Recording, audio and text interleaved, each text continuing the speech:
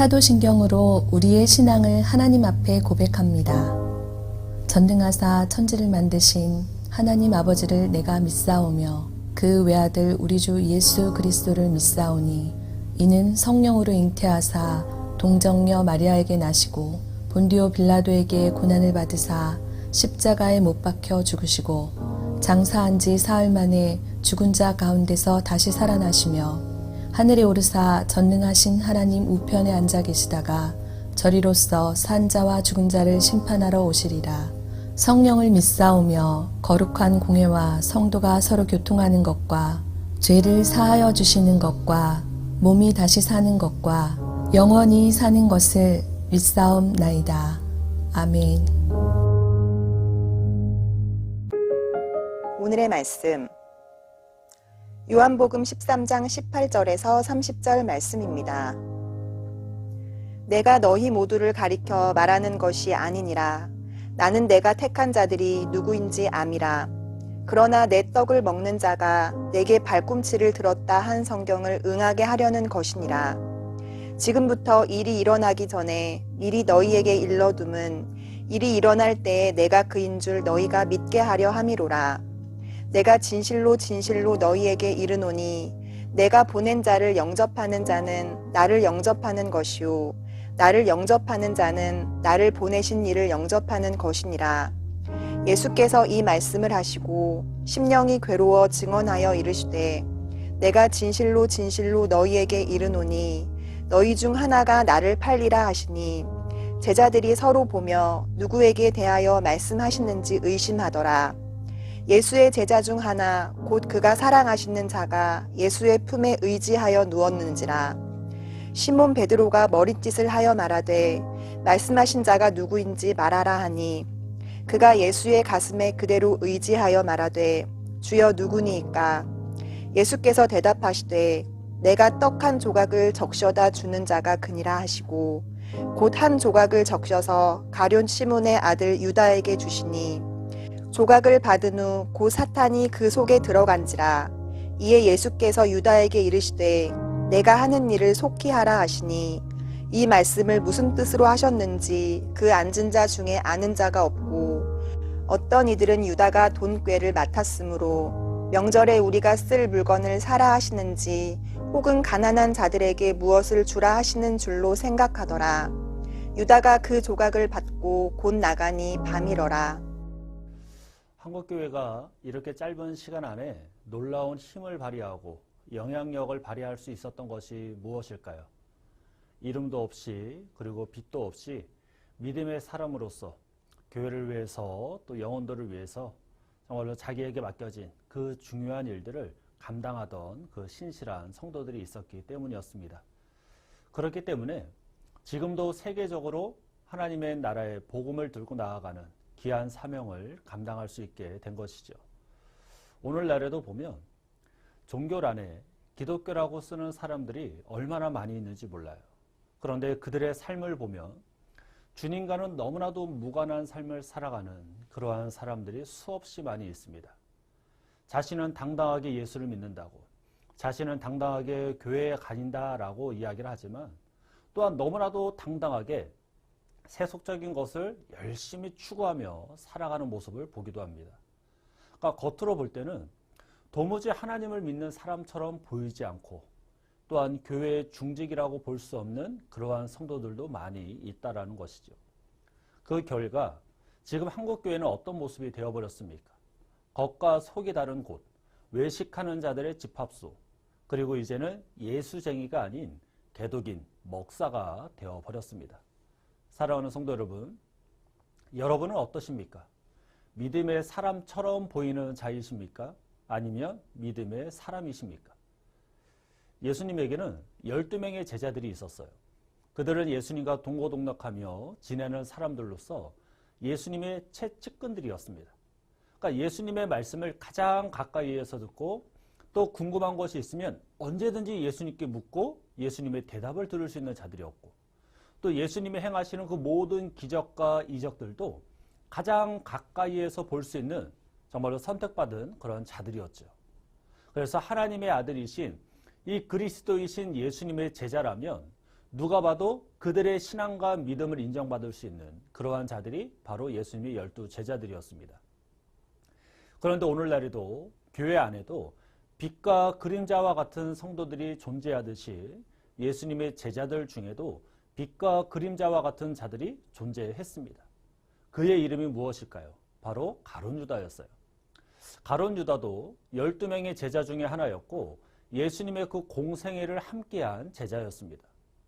누가 이 가룟 유다가 처음부터 물욕이 가득한 사람이었다라고 단정할 수 있을까요? 여러분, 이혼은 누가 할 수 있습니까? 결혼이 전제된 자들이 할 수 있는 거예요. 마찬가지로 배신이라는 것도 신뢰가 전제되어야만 가능한 것이죠. 그러니까 가룟 유다가 예수님의 제자였고 예수님의 공생애를 함께 했다라는 것은 가룟 유다도 예수님을 사랑한 제자였다라는 사실입니다. 우리가 그것을 어떻게 알 수 있습니까? 본문 29절 한번 읽어보도록 하겠습니다. 본문 29절입니다. 시작. 어떤 이들은 유다가 돈깨를 맡았으므로 명절에 우리가 쓸 물건을 사라 하시는지 혹은 가난한 자들에게 무엇을 주라 하시는 줄로 생각하더라. 아멘. 유다가 무엇을 맡았다라고 말하고 있습니까? 돈꾀입니다. 어느 공동체든 아무에게나 돈을 맡기던가요? 그렇지 않아요. 믿을 만한 사람, 성실한 사람, 거짓이 없는 사람, 그리고 그 재정을 맡아서 운영할 만한 능력이 있는 사람에게 돈을 맡깁니다. 그러니까 가룟 유다도 제자들 사이에서 재정을 담당했다라는 것은 그가 예수님의 제자들 사이에서 신뢰를 주었다라는 거예요. 그리고 그 일을 감당할 만한 능력도 있었다라는 것을 보여주는 것이죠. 그러니까 가룟 유다도 자신이 재정을 맡은 자답게 그 몫을 잘 감당해 왔을 거예요. 그런데 시간이 지나면서 그는 더 이상 제자였지만 제자가 아닌 자가 되어버렸죠. 사랑하는 성도 여러분, 예수님을 가장 가까이에서 따라다니면서 돈을 맡을 만큼 큰 신뢰를 주었던 이 가룟 유다를 가리켜 예수님의 제자가 아니다라고 말할 수 있는 그런 자들은 없을 거예요. 그런데 예수님께서 뭐라고 말씀하셨는지 아십니까? 요한복음 6장 64절을 보면 그러나 너희 중에 믿지 아니하는 자들이 있느니라 하시니 이는 예수께서 믿지 아니하는 자들이 누구며 자기를 팔 자가 누구인지 처음부터 아심이러라. 아멘. 예수님을 따라다니던 그 제자들 중에서 여전히 예수님을 믿지 않는 자가 있다라는 그 말씀을 하셨어요. 그럼 이 말씀이 의미하는 바가 무엇일까요? 예수님을 사랑한다라고 말하고 예수님을 따라다니는 제자로 살아가고 또한 그 능력을 인정받아 중요한 임무를 맡아서 감당을 했어도 예수님을 믿지 않는 거짓된 제자, 가짜 제자로 살 수 있다라는 것을 말해 주는 것이죠. 오늘날에도 교회에도 이 가룟 유다와 같은 성도들이 많이 있어요. 나는 예수님을 믿는다고, 나는 예수님의 제자라고 말하는 자들, 그리고 교회에서 중직이 되고 직분을 맡고 자신의 신앙과 믿음을 인정받는 자들, 그리고 교회에서나 사회에서나 여전히 그리스도인으로서 영향력을 끼치는 자들. 그런데 그러한 자들 중에도 예수님을 믿지 않는 자들이 있다라는 것이죠. 보이지 않는 삶의 여러 부분에서 하나님의 말씀대로 살지 않고 욕심을 내는 거예요. 부정부패를 행하는 것입니다. 그리고 중요한 순간에 내 목숨을 부지하고 내가 가진 것을 지키느라 예수님을 부인하고 예수님을 팔아넘길 그러한 자들이 있다라는 것이죠. 이런 자들을 가리켜 예수님의 제자라고 말할 수 있겠습니까? 그러면 저와 여러분은 어떨까요? 가룟 유다보다 낫다고 자신 있게 말할 수 있겠습니까? 나는 가룟 유다와는 다른 예수님의 진짜 제자, 참된 제자라고 우리가 자신 있게 말할 수 있을까요? 내가 얼마나 예수를 믿었는지가 중요한 것이 아닙니다. 내가 어떠한 직분을 받았는지도 중요한 것이 아니고 내가 어떠한 일을 맡아서 하고 있는지도 중요한 것이 아니에요. 내가 오직 주님의 뜻대로 살아가느냐, 주님의 기쁨을 위해서 나를 버리고 살아가느냐가 중요한 줄로 믿습니다.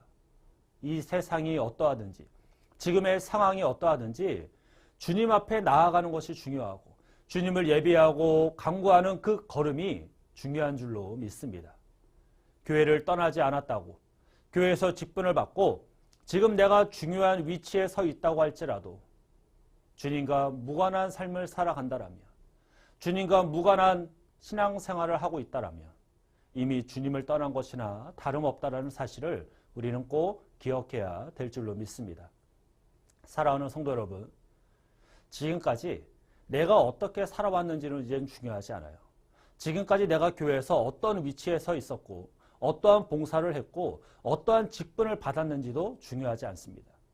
또한 내가 속한 사회에서나 조직에서 내 열정을 가지고 내 몫을 발휘하며 유익을 끼친 것도 중요하지 않아요.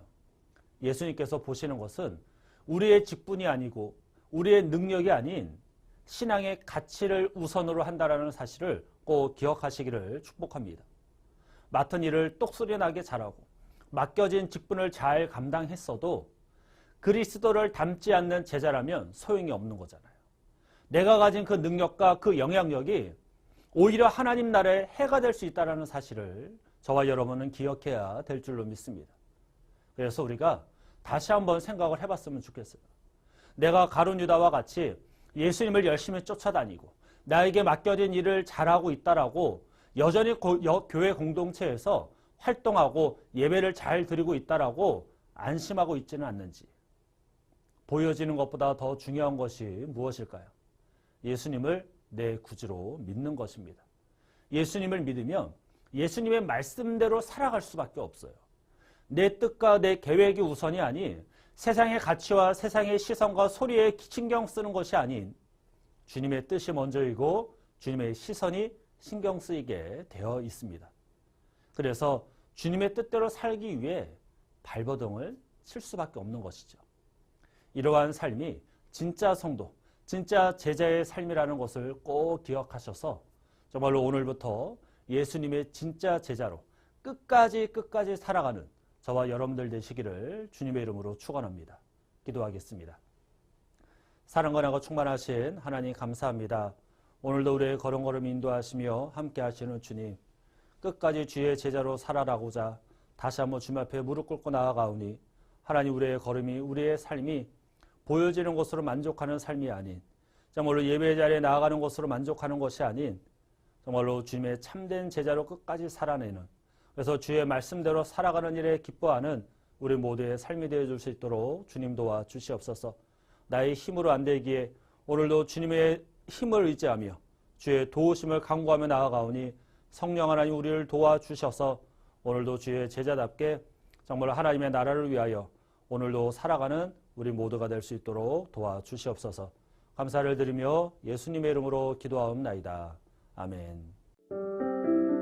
주님이 가르쳐 주신 기도로 예배를 마칩니다. 하늘에 계신 우리 아버지여, 이름이 거룩히 여김을 받으시오며 나라가 임하시오며 뜻이 하늘에서 이루어진 것 같이 땅에서도 이루어지이다. 오늘 우리에게 일용할 양식을 주시옵고 우리가 우리에게 죄 지은 자를 사하여 준 것 같이 우리 죄를 사하여 주시옵고 우리를 시험에 들게 하지 마시옵고 다만 악에서 구하옵소서. 나라와 권세와 영광이 아버지께 영원히 있사옵나이다. 아멘.